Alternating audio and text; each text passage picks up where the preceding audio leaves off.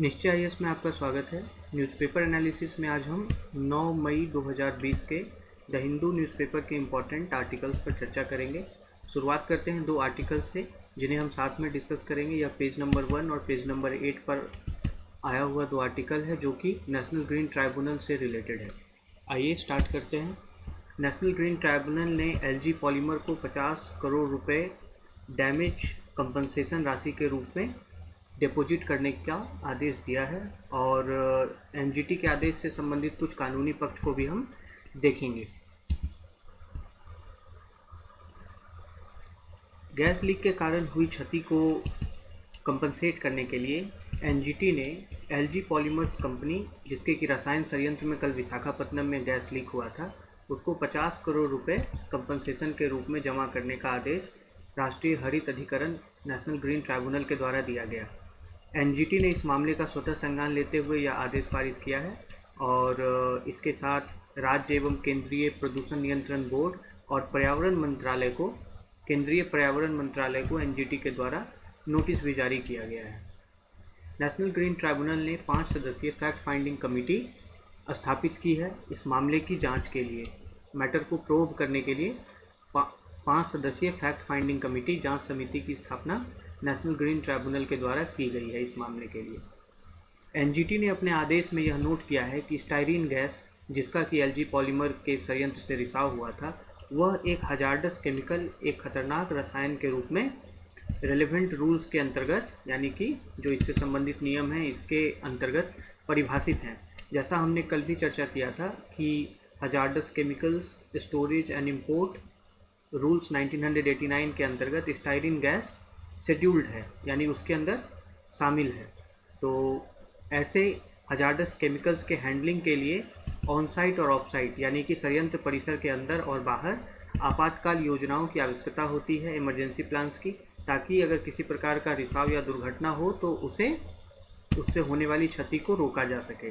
तो एनजीटी ने ये सब बातें अपने आदेश में कही है। ट्राइब्यूनल के द्वारा इस चीज़ पर भी प्रकाश डालने का प्रयास किया गया कि गैस लीकेज की जो यह घटना है, यह नियमों और जो उपलब्ध वैधानिक प्रावधान है उसके साथ कंप्लाई नहीं कर पाने की विफलता के कारण कंप्लाई नहीं किया गया, फेलियर टू कंप्लाई हुआ, जिसके कारण कि यह गैस रिसाव हुआ है। तो एनजीटी ने यह माना कि जो संबंधित नियम हैं हजार्डस केमिकल्स के स्टोरेज, उनके भंडारण को लेकर और जो उससे जुड़े हुए जो वैधानिक प्रावधान हैं उनका पालन करने की विफलता के कारण यह जो है गैस लीकेज हुआ है, जिससे कि पब्लिक हेल्थ को, लोक स्वास्थ्य को और पर्यावरण को काफ़ी हानि पहुंच सकता है। इसके कारण ट्राइब्यूनल ने यह माना कि यहाँ पर स्ट्रिक्ट लाइबिलिटी का प्रिंसिपल अप्लाई होता है। स्ट्रिक्ट लाइबिलिटी का तात्पर्य है कठोर जवाबदेही या जिम्मेदारी का सिद्धांत लागू होता है ऐसे खतरनाक रसायनों से संबंधित उद्योगों के ऊपर स्ट्रिक्ट लाइबिलिटी का प्रिंसिपल लागू होता है। आगे देखते हैं कि अपने आदेश में एनजीटी ने जिस स्ट्रिक्ट लाइबिलिटी की बात की है, यह 19वीं शताब्दी के अंग्रेजी कानून का एक सिद्धांत है, 19th सेंचुरी इंग्लिश लॉ का एक प्रिंसिपल है।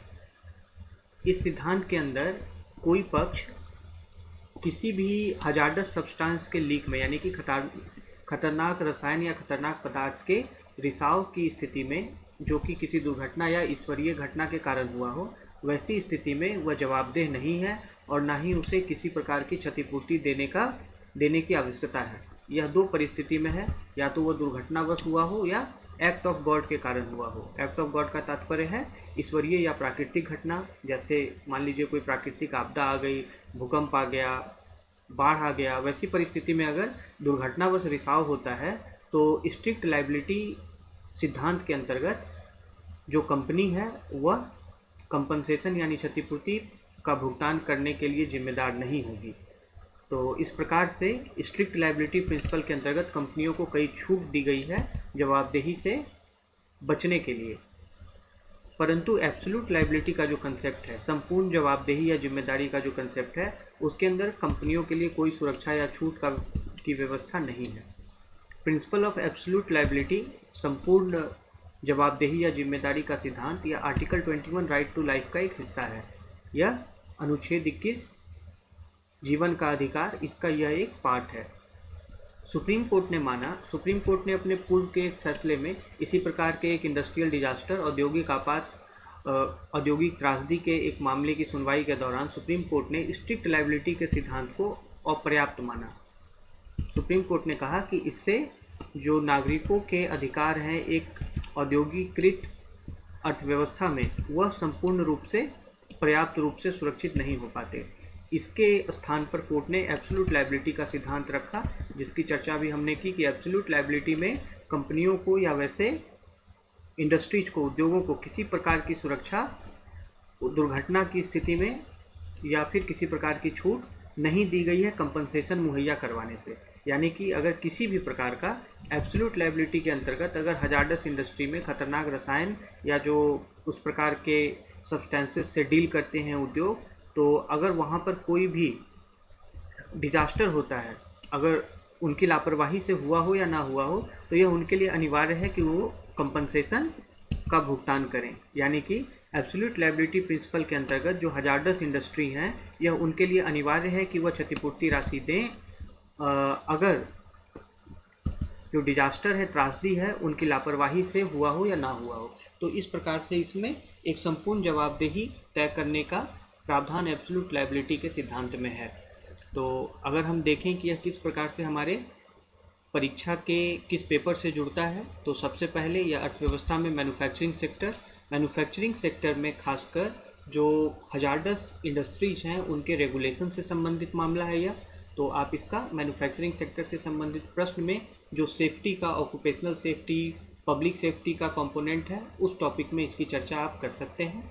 दूसरा, एक बहुत महत्वपूर्ण बात जो डिजास्टर मैनेजमेंट से रिलेटेड है कि आपदा प्रबंधन में किन सिद्धांतों को अप्लाई किया जाता है। तो यहाँ पर हमने जैसे देखा कि दो सिद्धांत की बात आई, एक स्ट्रिक्ट लायबिलिटी की और एक एब्सोल्यूट लायबिलिटी की। तो आप इस प्रकार के सिद्धांतों का उदाहरण देकर अपने उत्तर को और मजबूत कर सकते हैं आपदा प्रबंधन के क्वेश्चंस में। उसके अलावा यह पेपर 2 में आपको स्टैट्यूटरी बॉडीज के रोल्स और फंक्शंस के बारे में टॉपिक है, सामान्य अध्ययन पेपर 2 में। तो राष्ट्रीय हरित अधिकरण, नेशनल ग्रीन ट्राइब्यूनल एक स्टैट्यूटरी बॉडी है, एक वैधानिक, एक संविधिक संस्था है। तो अगर इसके रोल के बारे में आपसे प्रश्न पूछा जाए तो आप इस तरह के उदाहरणों में, मतलब इस तरह की घटना में जो एनजीटी रोल प्ले कर रहा है, अपनी भूमिका निभाता है, तो आप इसकी चर्चा अपने उत्तर में कर सकते हैं कि किस प्रकार से यह कंपनियों को जिम्मेदार या जवाबदेह ठहराता है, आदेश पारित करता है ताकि लोक स्वास्थ्य और पर्यावरण को अधिक नुकसान ना पहुंचे, या जो नुकसान पहुंचा है उसकी क्षतिपूर्ति को लेकर आदेश जारी करता है। तो यह आपको एनजीटी के रूल से भी संबंधित आर्टिकल है, जो कि इसे पेपर 2 और पेपर 3 दोनों के संदर्भ में महत्वपूर्ण बनाता है। आगे बढ़ते हैं। यह आपको पेज नंबर 11 में एक महत्वपूर्ण आर्टिकल आया है, जिसमें कि यूएस के special representative on Afghanistan reconciliation mister जलमे खलीलजाद, जो कि यूनाइटेड स्टेट्स के, अमेरिका के अफगानिस्तान सुलह के ऊपर एक विशेष प्रतिनिधि के रूप में नियुक्त हैं और अमेरिका के साथ तालिबान और अफगानिस्तान की वार्ता के प्रमुख सूत्रधार हैं। तो उनका एक इंटरव्यू आया है कि भारत का किस प्रकार से अफगानिस्तान में रोल होना चाहिए, तालिबान के साथ किस प्रकार का संबंध भारत को अभी नए बदलते हुए परिवेश और परिस्थिति में स्थापित करना चाहिए, उसके बारे में इनका इंटरव्यू आया है, जिससे कि कुछ अंतर्राष्ट्रीय संबंध, भारत अमेरिका संबंध, भारत तालिबान, भारत अफगानिस्तान संबंधों के ऊपर और भारत पाकिस्तान संबंधों के ऊपर भी हमें कुछ इम्पॉर्टेंट पॉइंट्स मिलते हैं। आइए इसकी चर्चा करते हैं। US special representative on for Afghanistan reconciliation mister Khalilzad ने एक महत्वपूर्ण बात कही है, यह कि भारत को अब आतंकवाद से संबंधित जो भी उसकी आशंकाएं हैं, तालिबान से सीधे उस पर बात करना चाहिए। अभी तक भारत तालिबान से किसी भी तौर पर बातचीत में शामिल नहीं है। तो यूएस स्पेशल रिप्रेजेंटेटिव का कहना है कि भारत को अब बदलते हुए समय में तालिबान के साथ आतंकवाद के ऊपर अपनी आशंकाओं को लेकर सीधे चर्चा करनी चाहिए। उन्होंने यह भी माना है कि भारत अफगानिस्तान में एक महत्वपूर्ण पक्ष है, परंतु विरोधाभासी तरीके से भारत की अंतर्राष्ट्रीय शांति प्रक्रिया जो अफगानिस्तान में चल रही है, तो वहाँ पर बहुत ज़्यादा भूमिका नहीं है, भारत उसमें अपना रोल प्ले नहीं कर रहा है। इसका वजह ये है कि अभी जो 6+2+1 की जो वार्ता अफगानिस्तान, तालिबान और पाकिस्तान, कुछ और पड़ोसी देश, अमेरिका, चीन, इन सब के साथ मिलकर जो 6+2+1 वार्ता हुई उसमें भी भारत शामिल नहीं था, या पूर्व के भी इस प्रकार के वार्ताओं में भारत शामिल नहीं रहा है। तो यूएस स्पेशल रिप्रेजेंटेटिव का मानना है कि अभी यह अप्रोप्रिएट टाइम है, सही समय है कि भारत और तालिबान आपस में एक दूसरे से संपर्क बढ़ाएं और सीधे बातचीत करें। जैसा हम जानते हैं कि भारत और अफगानिस्तान आपस में ऐतिहासिक संबंध साझा करते हैं, हिस्टोरिक टाइज हैं इंडिया अफगानिस्तान के बीच में, परंतु पहली बार यह यूनाइटेड स्टेट्स के द्वारा सार्वजनिक रूप से यह सुझाव दिया गया है कि भारत और तालिबान अपने अपने बीच में संपर्क को बढ़ाएं, यानी कि इंगेजमेंट करें, आपस में बातचीत करें। भारत अभी तक तालिबान से सीधे तौर पे बात नहीं करता रहा है। तालिबान को वह एक पाकिस्तान समर्थित आतंकवादी समूह मानता है, इसलिए तालिबान से किसी भी प्रकार के वार्ता से वो अपने आप को दूर रखता रहा है। परंतु यूएस स्पेशल रिप्रेजेंटेटिव का मानना है कि भारत को इस समय न केवल तालिबान से बातचीत बल्कि अफगान समाज और अफगान राजनीति में भी अपना संपर्क, अपना दखल बढ़ाना चाहिए।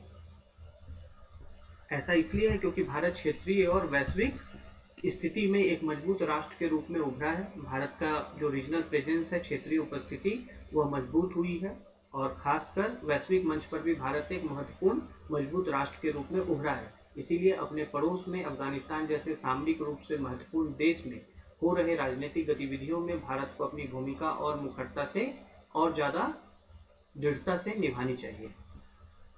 भारत का एक जो आशंका है अफगानिस्तान को लेकर कि वहाँ पर ऐसे समूह हैं जो कि पाकिस्तान का समर्थन प्राप्त कर भारत में आतंकवादी हमलों घटनाओं को अंजाम देते हैं, परंतु यूएस स्पेशल रिप्रेजेंटेटिव ने कहा कि अभी जो शांति प्रक्रिया है उसमें पाकिस्तान का भी समर्थन है, और जिसके कारण कि पाकिस्तान समर्थित तालिबान भी के साथ अगर भारत वार्ता शुरू करता है तो एक प्रकार से क्षेत्र में शांति बहाली की एक शुरुआत की जा सकती है, क्योंकि पाकिस्तान का भी इस शांति प्रक्रिया को समर्थन है।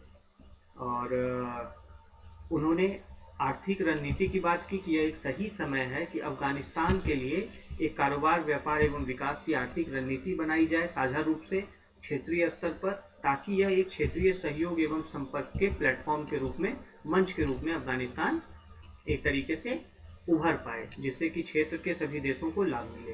तो इस आर्टिकल का जो महत्व है यह सीधे तौर पर आपको सामान्य अध्ययन पेपर 2 में अंतर्राष्ट्रीय संबंध, द्विपक्षीय संबंध के भी रूप में है और बहुपक्षीय संबंध के भी दृष्टि से यह महत्वपूर्ण है, क्योंकि जो अफगानिस्तान शांति प्रक्रिया है उसमें कई राष्ट्र एक दूसरे के साथ मिलकर इस समस्या का समाधान करने में जुटे हुए हैं, और भारत की ऐसे क्षेत्रीय समस्याओं में क्या भूमिका हो सकती है उस पर भी संबंधित प्रश्न में आप इन बिंदुओं का जिक्र कर सकते हैं कि भारत को अभी तक हमने तालिबान से वार्ता नहीं करने की जो रणनीति अपनाई है, क्या उसके ऊपर पुनर्विचार करने की आवश्यकता है अभी के बदलते परिवेश में।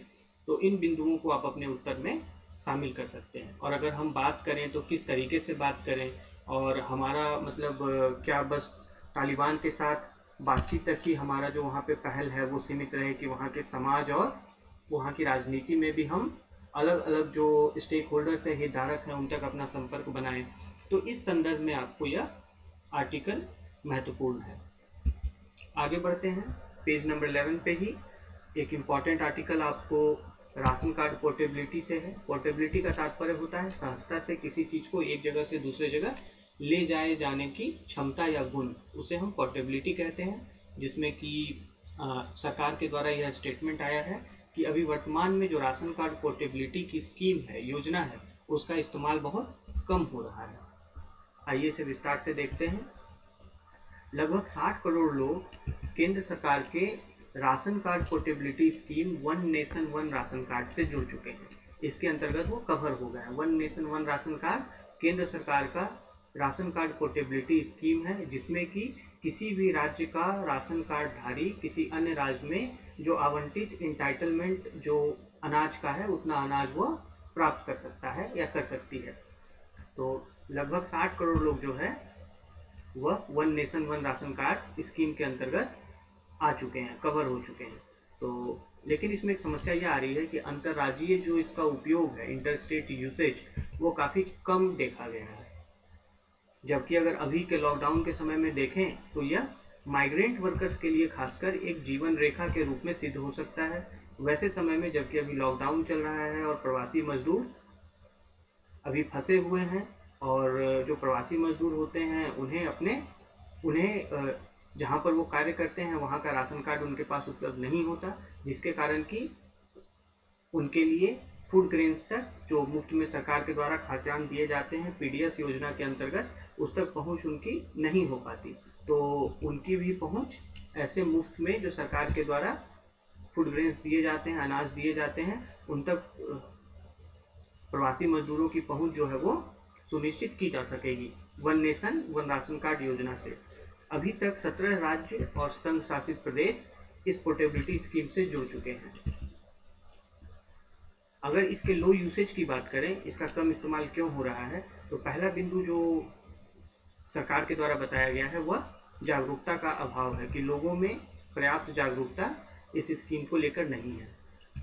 दूसरा कारण यह है कि अभी कोरोना वायरस संक्रमण के भय के कारण कई राज्यों ने अपने राशन दुकानों पर बायोमेट्रिक ऑथेंटिकेशन की जो प्रक्रिया है उसको निरस्त कर दिया है। बायोमेट्रिक ऑथेंटिकेशन में हमें पता है कि अंगूठे का निशान एक इलेक्ट्रॉनिक मशीन पर लगाया जाता है जिससे कि व्यक्ति के पहचान का बायोमेट्रिक सत्यापन होता है। परंतु अभी जैसा हम जानते हैं कि कोरोना वायरस इन्फेक्शन या स्पर्श के कारण भी इसका संक्रमण होता है, सरफेस से भी इसका संक्रमण होता है। तो राज्यों ने राशन दुकान पर कोरोना वायरस के संक्रमण के भय के कारण बायोमेट्रिक सत्यापन की प्रक्रिया को भी निरस्त किया हुआ है, जिसके कारण कि यह one nation one ration card के अंतर्गत दी जाने वाला लाभ जो है वह एक तरीके से स्थगित है। यह दो कारण बताए गए हैं कि इस स्कीम का पर्याप्त इस्तेमाल अंतर्राज्यीय स्तर पर क्यों नहीं हो पा रहा है। और बायोमेट्रिक सत्यापन की व्यवस्था के बिना यह स्कीम कार्य नहीं कर सकता, क्योंकि फिर वैसे में मजदूरों के पहचान को ऑथेंटिकेट करना, वेरीफाई करना बहुत कठिन हो जाएगा। बायोमेट्रिक ऑथेंटिकेशन जो होता है वो electronic point of sale machine से होता है, इलेक्ट्रॉनिक पॉस मशीन्स के द्वारा किया जाता है, जिसमें कि उनके आधार डिटेल एक सेंट्रल सर्वर में फीड होते हैं। जैसे वो अपना अंगूठा वहाँ पे लगाते हैं या उनका जो आइरिस है, जो आँख की पुतलियों का जो पहचान है वो सेंट्रल सर्वर से मिलाया जाता है और फिर वहाँ पर उनकी पहचान सत्यापित होती है। तो अभी क्योंकि यह बायोमेट्रिक ऑथेंटिकेशन जो है यह स्थगित है, जिसके कारण की स्कीम का लाभ पूर्ण रूप से लाभार्थियों को नहीं मिल पा रहा है। इसके समाधान के रूप में हैंड सैनिटाइजर्स के उपयोग को प्रमोट करना, यह इसका एक समाधान हो सकता है कि बायोमेट्रिक ऑथेंटिकेशन की जो प्रक्रिया है उसके पहले लोगों का हाथ सैनिटाइज कराया जाए, उसके बाद में लोगों का हाथ सैनिटाइज कराया जाए, जिससे कि संक्रमण का खतरा है वो कम हो सकेगा। और यह योजना अपने सुगम तरीके से अभी संकट के भी समय में, लॉकडाउन के भी टाइम पे चलती रहेगी और संक्रमण का भय भी कम होगा। तो आप इस जानकारी का उपयोग अर्थव्यवस्था के सामान्य अध्ययन के पेपर 3 में कर सकते हैं, जिसमें कि जन वितरण प्रणाली से सीधा आपसे प्रश्न पूछा जाता है। तो one nation one ration card जो स्कीम है, आप इसकी चर्चा वहाँ पे कर सकते हैं, क्योंकि जब हम पीडीएस की बात करते हैं तो वहाँ पर माइग्रेंट वर्कर्स को अनाज ना मिल पाना, यह पीडीएस के एक प्रमुख विफलता के रूप में या एक समस्या के रूप में देखा जाता है। तो one nation one ration card योजना उस समस्या के समाधान के रूप में आप उसे समझ सकते हैं। परंतु आपातकाल की परिस्थिति में या कुछ ऐसी परिस्थिति में जहां पर कि बायोमेट्रिक ऑथेंटिकेशन संभव ना हो या फिर जागरूकता की कमी के कारण इसके उपयोग का जो मतलब स्केल होना चाहिए वो कम होता है। तो इससे संबंधित भी कुछ अगर आलोचनात्मक पक्ष आपको लिखने हो तो इन दो बिंदुओं की आप चर्चा वहां पर कर सकते हैं। और इस संदर्भ में आपके लिए यह आर्टिकल मुख्य परीक्षा के सामान्य अध्ययन पेपर 3 के हिसाब से इम्पोर्टेंट है।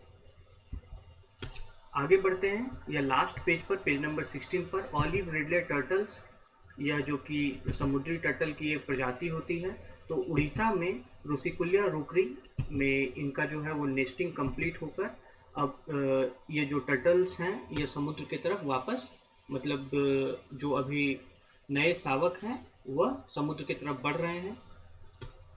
इसके बारे में एक इम्पॉर्टेंट आर्टिकल आया है। उनकी मास हैचिंग हुई है। मास हैचिंग का तात्पर्य होता है कि एक बड़े स्तर पर समुद्र के किनारे जो टर्टल्स होते हैं वो अपना घोंसला बनाते हैं, वो नेस्टिंग करते हैं समुद्र तट के बालू के नीचे, और 45 से 60 दिन की अवधि के बाद जब वह अंडे फूटते हैं उसमें से शावक टर्टल निकलते हैं तो वापस वो समुद्र की तरफ बढ़ते हैं। तो यह जो प्रक्रिया है यह उड़ीसा के ऋषिकुल्या में शुरू हो चुकी है, जो कि एक समुद्र तट का इलाका है, वहाँ पर शुरू हो चुकी है।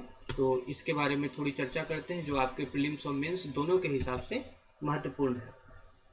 उड़ीसा के ऋषिकुल्या में, जो कि एक मेजर नेस्टिंग साइट है जहाँ पर कि टर्टल्स इकट्ठा होकर घोंसला बनाते हैं, अंडा देते हैं, तो वहाँ पर मास हैचिंग शुरू हो गई है। मास हैचिंग मतलब कि एक साथ कई सारे टर्टल्स वहाँ पे घोंसला बनाते हैं और उसके बाद उन अंडों से 45-50 दिन के बाद 45 से 60 दिन के बाद हैचिंग शुरू होती है। हैचिंग मतलब अंडे फूटने शुरू होते हैं और उसमें से शावक या बच्चे निकलकर वापस समुद्र की तरफ बढ़ते हैं। तो इस मास हैचिंग की प्रक्रिया जो है उड़ीसा के ऋषिकुल्या में, जो कि एक रुकरी है, रुकरी वैसे स्थल को कहते हैं जहाँ पर कि काफ़ी संख्या में पशु पक्षी ब्रीड करते हैं, यानी कि बच्चों को जन्म देते हैं। तो उड़ीसा का ऋषिकुल्या इस चीज़ के लिए जाना जाता है। यह आपसे प्रीलिम्स में पूछा जा सकता है।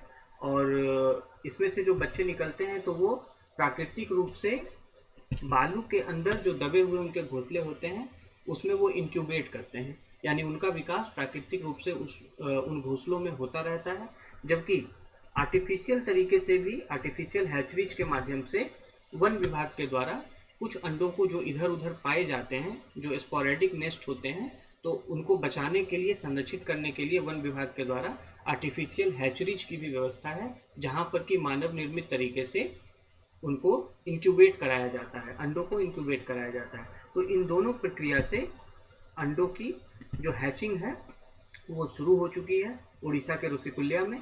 और वन विभाग ने, स्थानीय वन विभाग ने वहाँ पर अंडों को हानिकारक या हिंसक जानवरों से, परभक्षियों से बचाने और मनुष्यों से बचाने के लिए मेटल नेट फेंसिंग का, यानी कि मेटल के जाली का बाड़ बनाकर उन अंडों को सुरक्षित करने का वहाँ पर कार्य किया है। और उस क्षेत्र को सतत निगरानी, रेगुलर वाचिंग के अंतर भी रखा गया है। तो यह एक तरीका है कि जिस प्रकार से पर्यावरण संरक्षण जो है स्थानीय प्रशासन के द्वारा किया जाता है। आप वहाँ पर इसका उदाहरण उल्लेख कर सकते हैं। एक महत्वपूर्ण बात इस आर्टिकल में यह है कि जो Rushikulya sea turtle protection committee है, सुरक्षा समिति है, यह ग्रामीणों का संगठन है। ग्रामीणों, ये वैसे ग्रामीण हैं जो कि उस क्षेत्र के आसपास रहते हैं। इन्होंने वहाँ पर टर्टल्स के संरक्षण का, उनको सुरक्षा देने का बीड़ा खुद उठाया है, एक संगठन बनाकर, Rushikulya sea turtle protection committee बनाकर। और यह उसके माध्यम से यह सुनिश्चित करते हैं कि टर्टल्स का वहाँ पर प्रजनन सुरक्षित रूप से हो और उन्हें नुकसान न पहुँचे। तो इस तरीके से यह जानकारी आपके लिए महत्वपूर्ण है। ऑलिव रिडले सी टर्टल जो होता है वो सी टर्टल का एक स्पेसीज है, प्रजाति है, समुद्री टर्टल्स का एक प्रजाति है। यह विश्व में समुद्री जो टर्टल होते हैं उसमें दूसरा सबसे छोटा टर्टल होता है और सबसे अधिक पाया जाने वाला सी टर्टल होता है पूरे विश्व में। Second smallest and most abundant of all C turtles, यानी कि जितने भी समुद्री टर्टल्स पाए जाते हैं उसमें सबसे ज़्यादा संख्या इनकी होती है। और यह दूसरा, आकार में दूसरा सबसे छोटा टर्टल प्रजाति होता है। मुख्यतः यह भारत, हिंद एवं प्रशांत महासागर में पाया जाता है, जबकि यह अटलांटिक ओशियन में भी, अटलांटिक ओशियन के उष्ण वार्म वाटर्स में भी इन्हें पाया जाता है। तो प्रीलिम्स परीक्षा के हिसाब से महत्वपूर्ण है कि उड़ीसा का ऋषिकुल्या किस पशु प्रजाति के लिए, किस संरक्षण के लिए जाना जाता है। प्रीलिम्स में यह आपसे पूछा जा सकता है। और उसके बाद आपसे ओलिव रिडले टर्टल के बारे में पूछा जा सकता है। टर्टल की प्रजाति के रूप में, इसके आकार के संदर्भ में और इसकी संख्या के संदर्भ में, यह किस ओशंस में, किन ओशंस में पाया जाता है, महासागरों में, उसके बारे में आपसे प्रीलिम्स परीक्षा में पूछा जा सकता है। अगर मुख्य परीक्षा की बात करें तो ये आपके सामान्य अध्ययन पेपर 3 के पर्यावरण संरक्षण और जैव विविधता के संदर्भ में इम्पोर्टेंट जानकारी इस आर्टिकल में है। सबसे पहले कि किस प्रकार से स्थानीय प्रशासन के द्वारा जैव विविधता संरक्षण के लिए कार्य किया जाता है। तो जहाँ पर आपको स्पेसिफिक विशिष्ट उदाहरण देना हो तो आप उड़ीसा के ऋषिकुल्या का उदाहरण दे सकते हैं। स्थानीय लोगों के सहयोग से, ग्रामीणों के सहयोग से वन्य जीवों के या फिर प्रकृति में जीवों के, पशु पक्षियों के संरक्षण के लिए स्थानीय स्तर पर ग्रामीणों के द्वारा जो भूमिका निभाई जाती है उसमें आप इसका उदाहरण दे सकते हैं। तो पर्यावरण संरक्षण में प्रशासन, लोगों के सहयोग से जो इतने मास स्केल पे, एक बड़े पैमाने पे पर्यावरण में पशु वन्य जीव जंतुओं के सुरक्षा संरक्षण को लेकर किए जा रहे प्रयासों के संदर्भ में आप इसकी चर्चा कर सकते हो। तो यह आपके सामान्य अध्ययन पेपर 3 के पर्यावरण संरक्षण से संबंधित प्रश्नों के लिए इम्पोर्टेंट है। आगे बढ़ते हैं। यह आपको एडिटोरियल पेज नंबर 6 में एक महत्वपूर्ण आर्टिकल शिवशंकर मेनन, जो कि पूर्व राष्ट्रीय सुरक्षा सलाहकार भी रहे हैं, तो यह उनका एक आर्टिकल है जिसमें कि उन्होंने अभी वर्तमान समय में जो वैश्विक स्तर पर शक्ति संतुलन की के बदलते डायनेमिज्म के ऊपर एक आर्टिकल लिखा है, जिसका कि फोकस भारत और चाइना के ऊपर है, भारत चाइना संबंध के ऊपर है। उसके बारे में हम विस्तार से चर्चा करते हैं। आर्टिकल में बताया गया है कि एशिया पैसिफिक, जो एशिया प्रशांत क्षेत्र है, वह कई शक्तियों के इमरजेंस के कारण एक बड़ा ही क्राउडेड, एक भीड़ भाड़ वाला क्षेत्र बन गया है। क्राउडेड मतलब कि वहाँ पर कई शक्तियों का आपस में प्रतिस्पर्धा है। जैसे चाइना एक वैश्विक शक्ति के रूप में उभर रहा है, भारत एक क्षेत्रीय शक्ति के रूप में इसे जाना जाता है, जबकि वैश्विक रूप से भी यह एक महत्वपूर्ण शक्ति भारत को माना जाता है। साउथ कोरिया, जो कि औद्योगिक और औद्योगिक आर्थिक रूप से एक बहुत विकसित देश है, वियतनाम जैसे देश जिन्हें इमर्जिंग इकोनॉमी, उभरती हुई अर्थव्यवस्थाओं के रूप में माना जाता है। तो एशिया प्रशांत का क्षेत्र जो है इन उभरती हुई शक्तियों के बीच में अभी काफ़ी ज़्यादा सेंटर ऑफ ग्रेविटी बना हुआ है, वैश्विक स्तर पर नए आर्थिक एवं राजनीतिक समीकरणों को देखते हुए। एशिया पैसिफिक जो है एक नए आर्थिक और राजनीतिक केंद्र के रूप में वैश्विक स्तर पर उभरा है। तो इस नए भू राजनीतिक स्थिति में जो एक बहुत ही तेजी से बैलेंस ऑफ पावर में, शक्ति संतुलन में शिफ्ट हो रहा है, इसके कारण आर्म्स रेस यानी कि हथियारों की होड़ मची हुई है। तो क्षेत्र में जो है आर्म्स रेस की स्थिति पैदा हो गई है, भविष्य में और बढ़ सकती है। और इस प्रकार से जो भू राजनीतिक स्थिति है बहुत ही बदलती हुई, इसके कारण अनसर्टेनिटी यानी कि अनिश्चितता भी बढ़ी है क्षेत्र में। इसका एक प्रमुख कारण यह भी है कि यूनाइटेड स्टेट्स के द्वारा एशिया पैसिफिक क्षेत्र से, एशिया प्रशांत क्षेत्र से खुद को डिसंगेज करना, यानी कि कुछ स्तर पर अमेरिका के द्वारा स्वयं को इस क्षेत्र में उसकी भूमिका से वापस अपने आप को अमेरिका ने लिया है, डिसंगेज किया है। और उसका जो एटीट्यूड रहा है वो ट्रांजैक्शनल रहा है, यानी कि लेन देन वाला रहा है, कि अगर अपना हित है तो वहाँ पर वह शामिल होगा, अगर अपना हित नहीं है तो वहाँ पर वह शामिल नहीं होगा। तो वैसी परिस्थिति में एक जो ट्रांजैक्शनल एटीट्यूड है अमेरिका का, इसके भी कारण एक पावर वैक्यूम आपको एशिया प्रशांत क्षेत्र में विकसित हुआ है। इसका उदाहरण हम साउथ चाइना सी में भी देखते हैं, जहाँ पर कि चीन के द्वारा बहुत ही एग्रेसिव तरीके से वहाँ पर साउथ चाइना सी में दूसरे देशों के समुद्री सीमाओं का उल्लंघन भी किया गया है। तो इन सब बदलते हुए भू राजनीतिक परिस्थिति के कारण क्षेत्र में एक अनिश्चितता का माहौल है, जिसके बारे में कि आर्टिकल में बताया गया है। चाइना विश्व में अपने आप को एक प्राथमिक शक्ति के रूप में स्थापित करना चाहता है, जहां पर कि अभी वैश्विक व्यवस्था अमेरिका के द्वारा डोमिनेटेड है। तो यह जो पावर ट्रांजिशन है ये बड़ा ही अस्थिर होने वाला है, जहां पर कि चाइना अपने आप को वैश्विक स्तर पर एक प्राथमिक, एक उभरती हुई महाशक्ति के रूप में देखना चाहता है। तो यह पावर ट्रांजिशन अपने आप में बहुत ही अस्थिरता वाला होगा, और हो सकता है कि यह कंप्लीट हो भी या नहीं भी हो।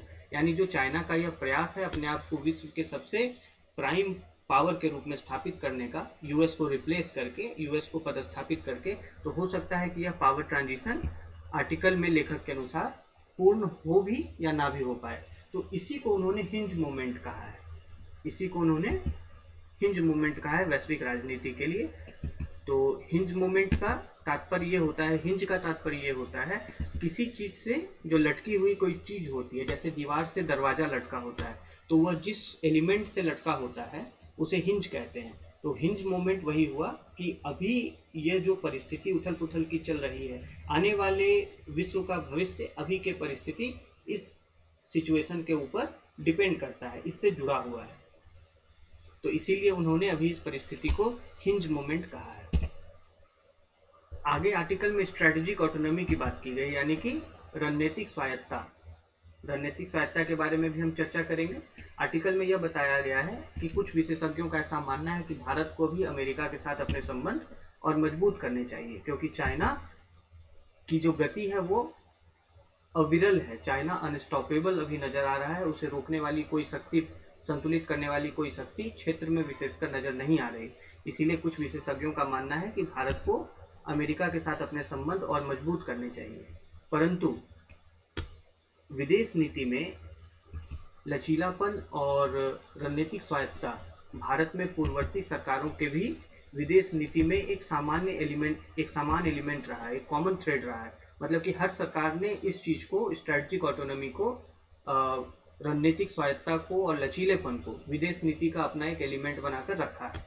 तो ऐसी परिस्थिति में भारत को दूसरे के कन्फ्लिक्ट्स में, दूसरे के मामलों में उलझने की आवश्यकता नहीं है और भारत को स्ट्रेटेजिक ऑटोनॉमी वाला जो कंपोनेंट है उसको रिटेन करके रखना चाहिए, यानी कि उसको ही जारी रखना चाहिए।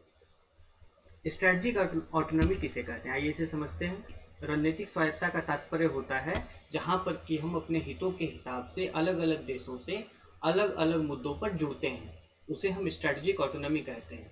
यानी कि अगर हमारा किसी भी शक्ति के साथ संबंध है, पावरफुल नेशन के साथ संबंध है, तो वह कुछ मुद्दों को लेकर है। हम अपने आप को पूर्ण रूप से उसके साथ एक अलायंस बनाकर शामिल नहीं कर लेते। तो उस तरीके के मतलब जुड़ाव को हम स्ट्रेटेजिक ऑटोनॉमी वाला जुड़ाव कहते हैं, जहां पर हम अपने निर्णय लेने की स्वायत्तता बनाए रखते हैं।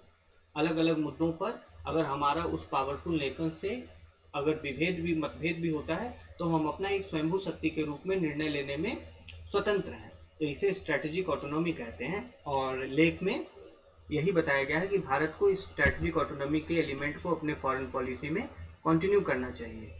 ऐसी परिस्थिति में लेखक ने कहा है कि एक सृजनात्मक कूटनीति की आवश्यकता है, फॉरेन पॉलिसी में फ्लेक्सिबिलिटी यानी लचीलापन की आवश्यकता है, और एक पक्षीय अलायंस, एक पक्षीय गठजोड़ जो है वह अभी के समय में सही उत्तर नहीं है।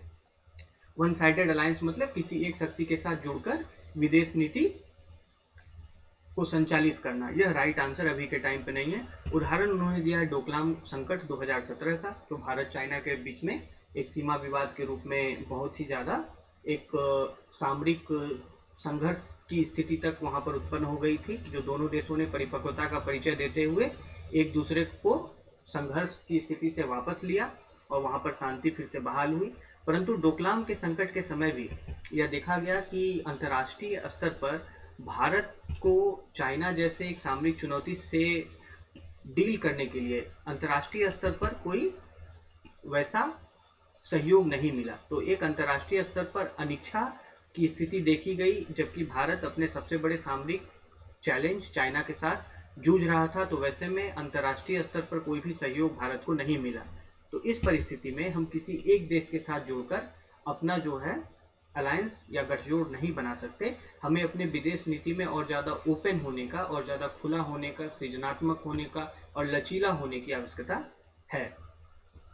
दूसरी बात, महत्वपूर्ण बात जो यह की गई है कि चाइना का जो उभार है, चाइना का इमरजेंस है, वो भारत के लिए एक चुनौती तो है ही, लेकिन एक अवसर भी है। अवसर किस प्रकार से है, तो जैसा हम जानते हैं कि चाइना एक विश्व की अर्थव्यवस्था के रूप में, सामरिक शक्ति के रूप में उभर रहा है। तो वहाँ पर हमारे लिए अवसर मार्केट लिंकेज का है, इकोनॉमिक अपॉर्चुनिटी को साझा करने का है, रिसोर्सेज को, संसाधन को साझा करने का है, लोगों के बीच में संपर्क को बढ़ाने का है। और चुनौती किस रूप से है, तो एक मजबूत पड़ोसी के रूप में वो हमारे लिए सामरिक और सैन्य चुनौती के रूप में हमेशा से उपस्थित रहा है। तो चैलेंज भी है और अपॉर्चुनिटी भी है। तो इसके लिए आर्टिकल में कहा गया है कि हमें चाइना के साथ बायलैटरली यानी कि द्विपक्षीय स्तर पर और ज़्यादा संपर्क स्थापित करना चाहिए और नए मोडस विवेंडी को इवॉल्व करना चाहिए, विकसित करना चाहिए। मोडस विवेंडी का तात्पर्य होता है कि किसी भी समस्या के निपटारा होने तक अस्थायी व्यवस्था, मतलब अगर किसी भी समस्या का निपटारा अभी तत्काल में संभव नहीं है, तो उसके लिए एक अस्थायी व्यवस्था हम विकसित करें। तो ऐसे नए मोडस विवेंडी को विकसित कर भारत को चाइना के साथ द्विपक्षीय संबंधों को और मजबूत बनाना चाहिए। भारत चाइना संबंध में जो फ्रेमवर्क है रिलेशन का, वो 1988 में, 1988 में इसके पहले फॉर्मलाइज हुआ था। दोनों देशों ने तय किया था वो फ्रेमवर्क। तो अब का यह जो नया मोडस विवेंडी हो, एक नया जो अस्थायी जो समाधान हो, एक व्यवस्था हो, वह इस फ्रेमवर्क को रिप्लेस करे, क्योंकि यह पुराना फ्रेमवर्क हो चुका है और अभी वर्तमान के चुनौतियों में समस्या का समाधान